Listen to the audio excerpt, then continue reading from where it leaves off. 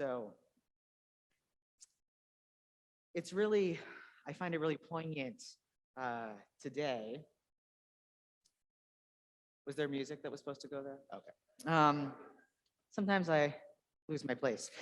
Anyhow, I find it really poignant today when we planned, the worship team and I had planned to uplift our queer and our LGBTQ ancestors, that we're doing this in the shadow that on Tuesday, Dee Campbell Tompkins, a member of our LGBTQ community and a former member of this church, would go on to become an ancestor. I vividly remember the first Pride service we had here at the church. This is the fourth. So this was 3 years ago. Dee wasn't able to be there, but she sent us a rainbow cake. And we have a video of us shouting "Happy Pride, Dee," and I actually was hoping Luca could play it for us.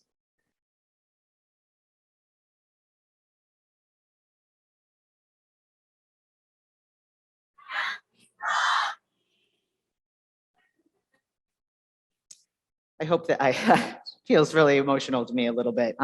Honestly, I tear up when I see this because I also see some of our other ancestors in this video who have passed away, like Dottie Jones, who was over in the corner.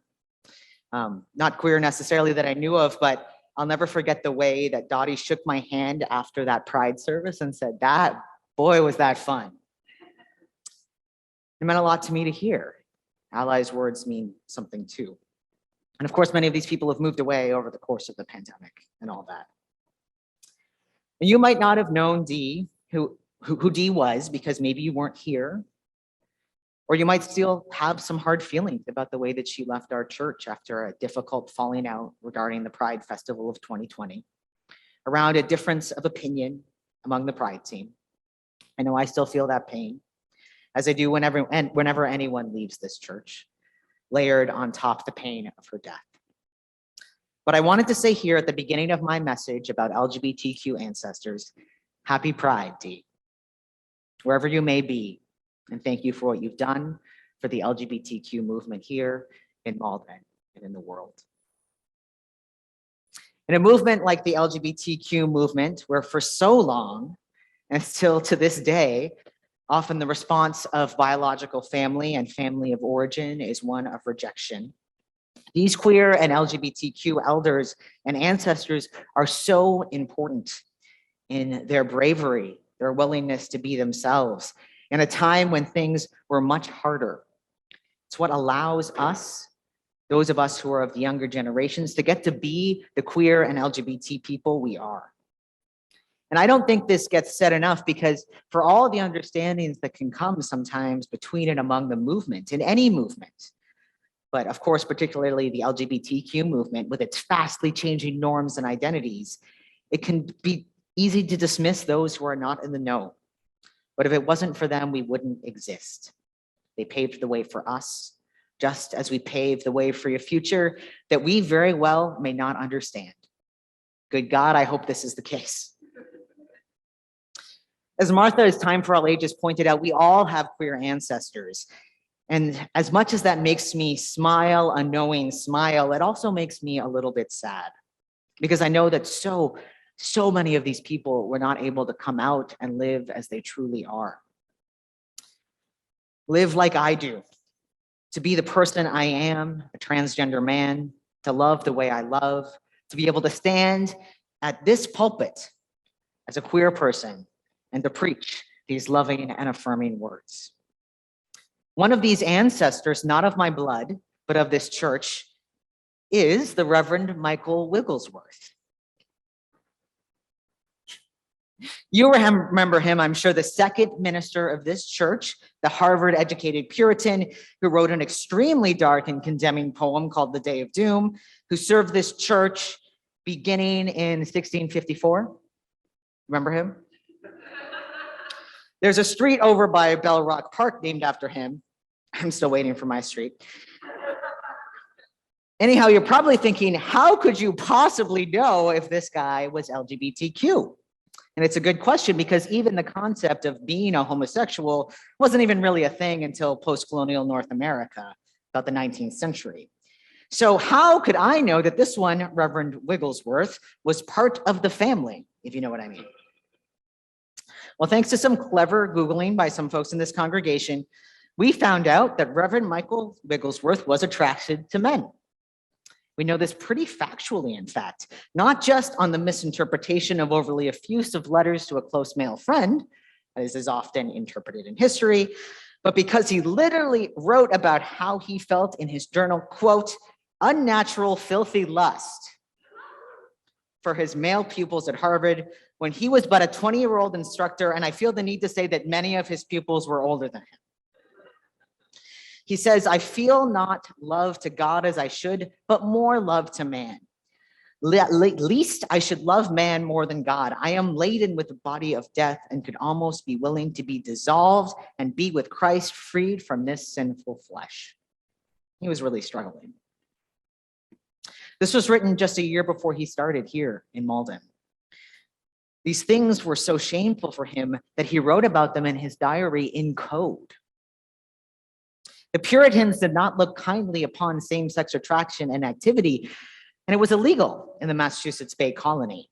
It wasn't uncommon for Puritans at this time to keep diaries where they meditated on their sins. So this was, of course, among a lot of other meditations. I wonder, though, if his obvious struggle with this attraction is part of what spurred him to be so intense in his poem, his apocalyptic poem of damnation, The Day of Doom, a poem that is over 224 stanzas about how horrible mankind is. And I don't share this to explain that Reverend Wigglesworth was amazing just because he was LGBTQ in some way. We do know that members of his family also were slaveholders. But to illustrate a point about our ancestors, known and unknown. In 1653, here it would have been unfathomable for a man to express these feelings so fully and wholly. And here we are calling such feelings holy. What would Reverend Wigglesworth think to know that some 34 ministers later, he would be succeeded by a very queer minister like myself? But still, I find it so fitting that this church has a record of having an LGBTQ person as one of its very early ministers. Common knowledge of Unitarian or Universalist ancestors doesn't really start until 1969. September, just a few months after the Stonewall Uprising I talked about earlier, Reverend James Stoll, at a conference for college-age Unitarians, came out. A friend of his is recorded as saying, on the second or third night after dinner, Jim got up to speak. He told us that he'd been doing a lot of hard thinking this summer. Jim told us he could no longer live a lie. He'd been hiding his nature, his true self, from everyone except his closest friends. If the revolution we're in means anything, he said, it means we have the right to be ourselves without shame or fear. Then he told us he was gay and had always been gay, and it wasn't a choice, and he wasn't ashamed anymore, and that he wasn't going to hide it anymore. And from now on, he was going to be himself in public. And he concluded, after he concluded, there was dead silence. And then a couple of young women went up and hugged him, followed by general congratulations. The few who did not approve kept their peace. In this announcement, he became the first openly gay Unitarian Universalist minister, and quite possibly the first openly gay minister of a not explicitly gay denomination. I have to give a corrective to Martha, who's not here.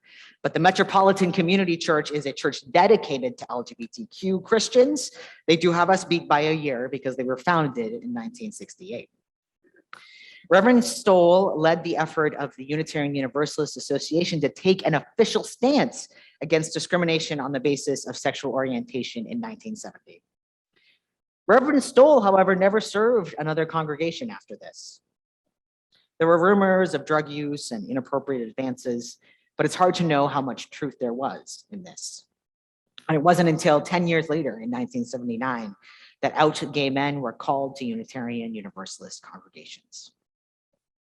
But of course, it's important to say, white men aren't all of the ancestors we have, not by a long shot.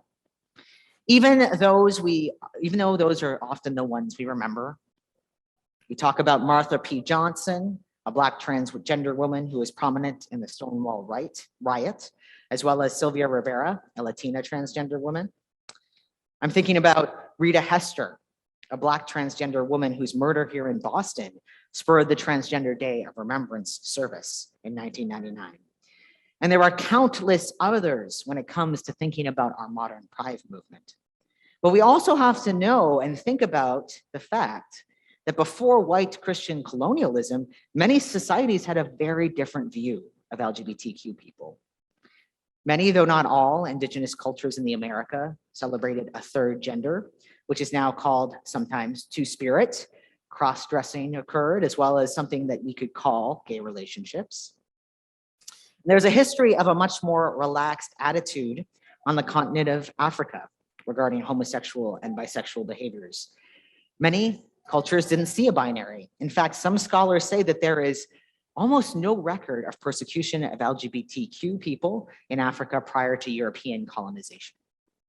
So I think it's important when we think of our LGBTQ ancestors, not only to think of these identities as modern and Western, but in some ways, it's the persecution of these ideas that's modern and Western.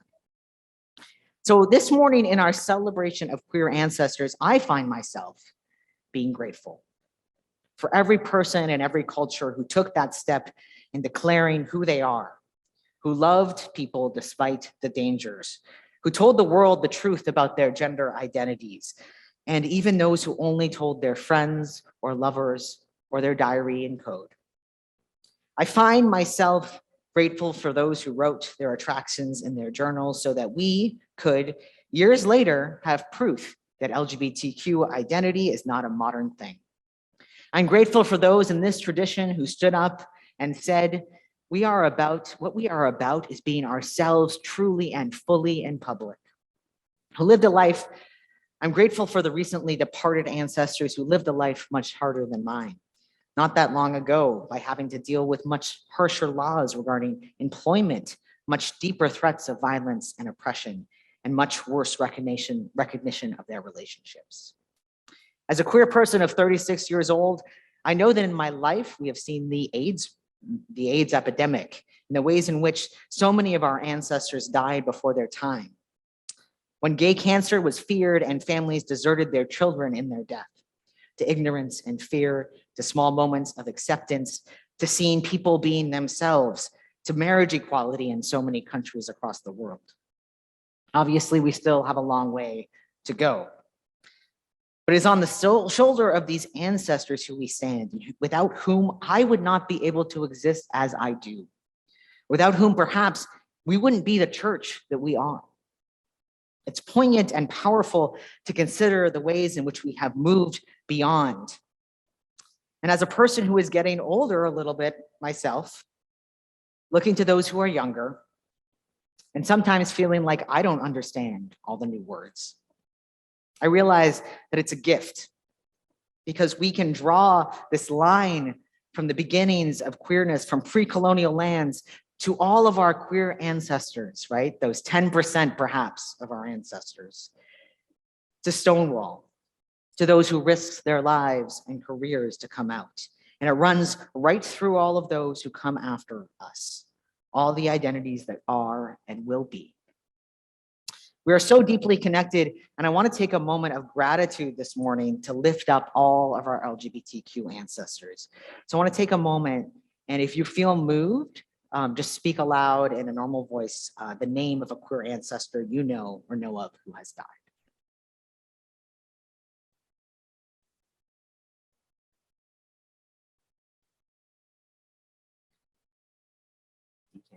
Tompkins.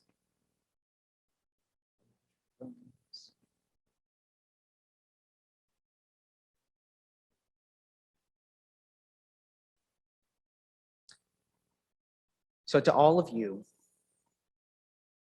and all the ones unnamed, we honor and bless what you have brought to us. Your queerness, your gayness, your lesbianness, your homosexuality and bisexuality, all of it is holy and was holy. We affirm the struggle that we continue today. And we know that without you, we wouldn't be here. Your bravery, your love flows through us as we move forward together. So let us say together, Amen, Amen, and blessed be.